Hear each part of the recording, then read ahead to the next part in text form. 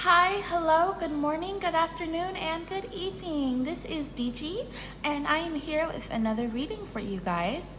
Right now, we are going to be reading for Aries. This is the Aries March 2022 reading, excuse me. Once again, my name is DG, and this is my channel, Dorrianne Gray, and it is a pleasure to be reading for you. So let's go ahead and jump right in. This is the Aries March 2022. Today, we are using the Kawaii Tarot deck as well as the Crybaby Tarot. So let's go ahead and jump right in. One. Ooh, we'll start right there. So, ooh, we have the Magician.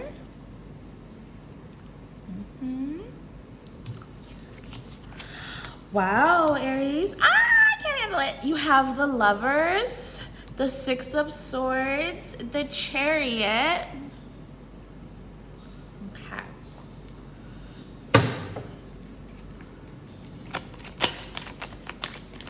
And again, this is the Crybaby Tarot and Kawaii Tarot.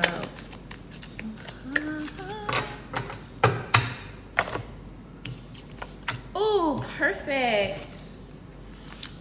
Okay.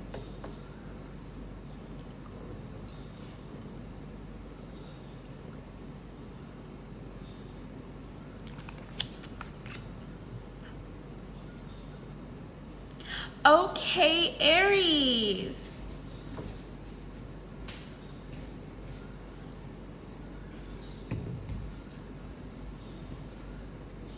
You know, Aries, these are right away really good cards. I'm happy for your reading.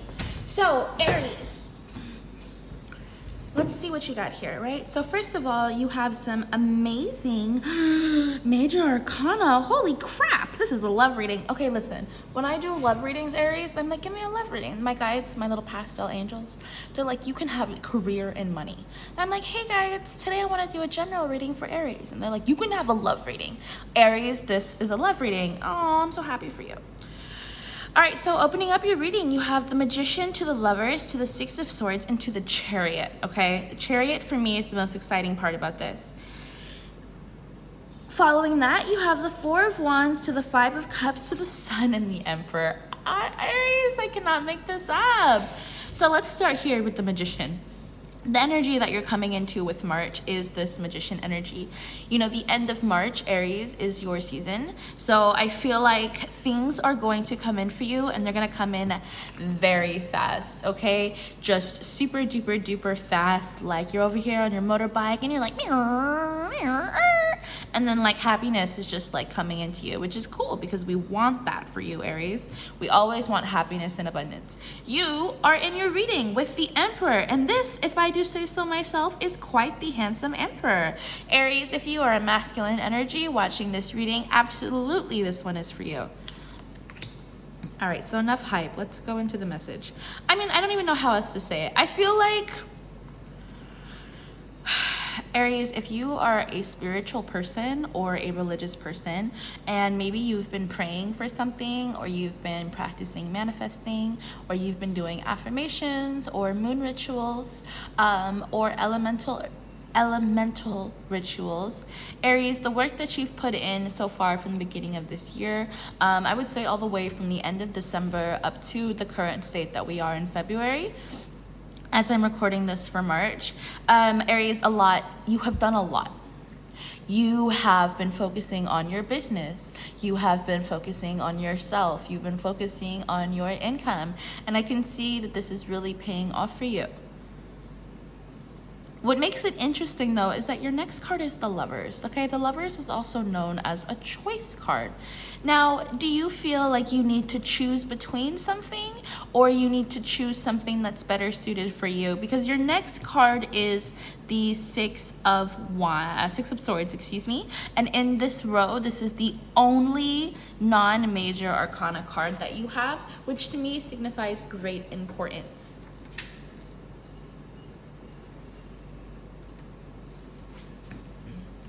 The Six of Swords represents journey, companionship, and peace. What did I say, man? Love reading. The Six of Swords represents the beginning of relief and escape from hard times. Like I said, Aries, you've been working really, really hard trying to make your dreams come true. And that's good. We want that for us, right? And the Six of Swords being the only minor arcana in your first row shows me that you have put in the necessary work to continue going forward. Like I said, you know, if you've been working on calling in love, maybe you've been doing self-love spells to bring in new love for you. I see you in March having this happen. I see that this love, again, I say it's love because you got the Lovers, the Sun, the Emperor, and the freaking Four of Wands. I cannot make this up. So it's coming in quickly for you, right? The Chariot.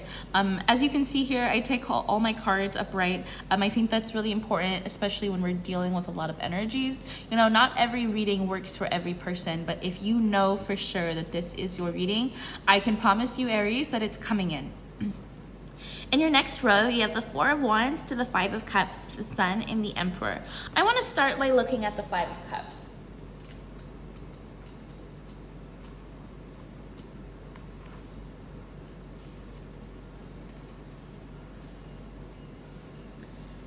The Five of Cups to me, Aries, shows loss, regret, and crash. I see this as a warning. The Five of Cups suggests an obsession over spilt milk, for a lack of a better expression, right? Represented by 5 goblets, 2 which have fallen. Or actually, in this particular deck, the Five of Cups is represents 2 smaller goblets, 2 medium-sized goblet, and then 1 large goblet, right? This card is purely emotional. But your situation is not hopeless. You know, the Four of Wands is a magical card. For some people say it's the happy commitment card. In other decks, the Four of Wands is depicted kind of showing an altar. Aries, if you have been working on calling in love, it's coming. And I believe that this is, again, this is supposed to be a general reading.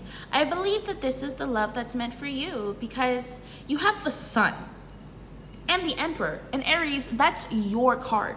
You know, someone may be coming to see you. If you have been talking to someone online and you guys kind of live a distance from each other, you might unexpectedly run into them, or they might have holiday plans coming up for the summer where your kind of paths cross unexpectedly.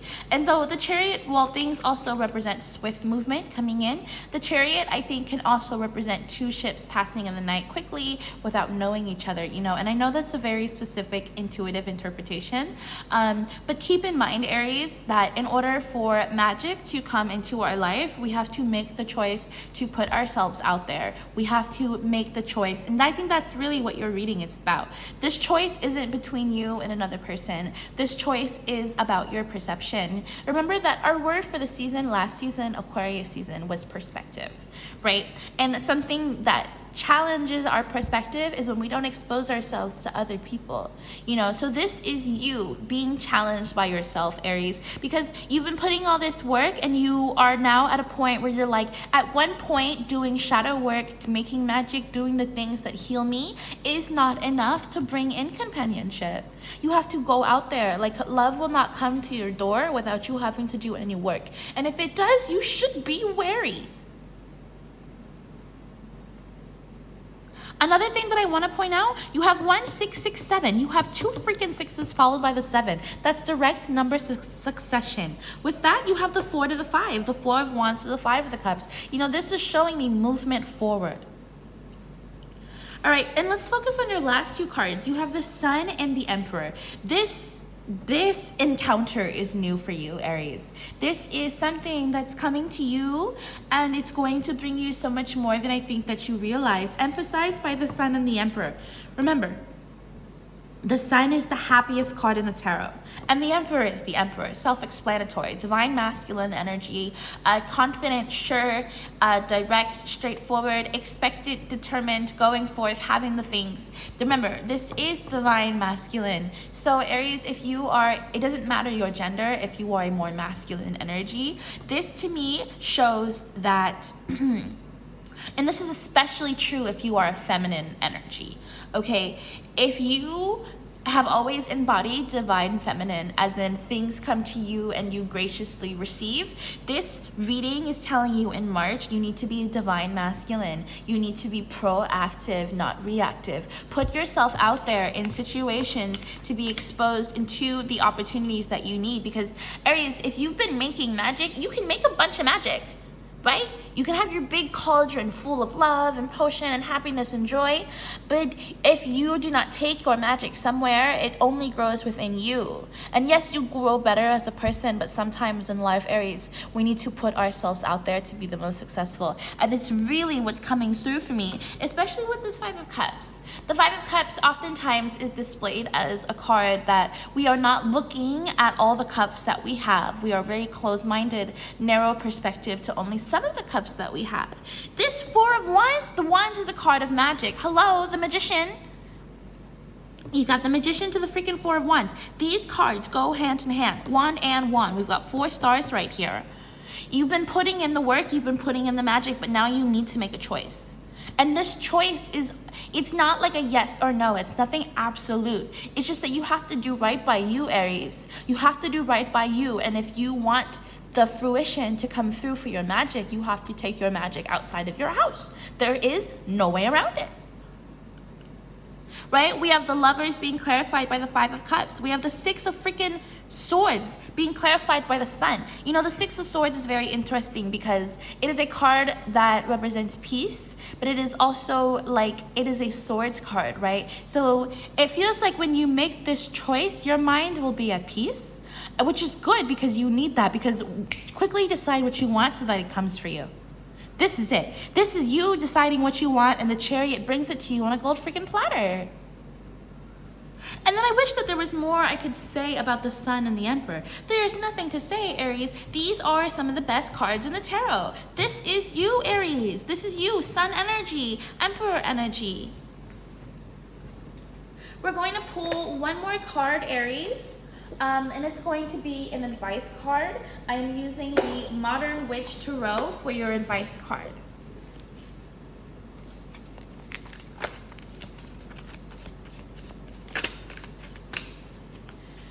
We are going to pull an advice card for Aries. You know, it's interesting because it's like, how could you even get advice for something like this? You know, it's like great things will be coming to you, but it's not a matter of being patient at this point.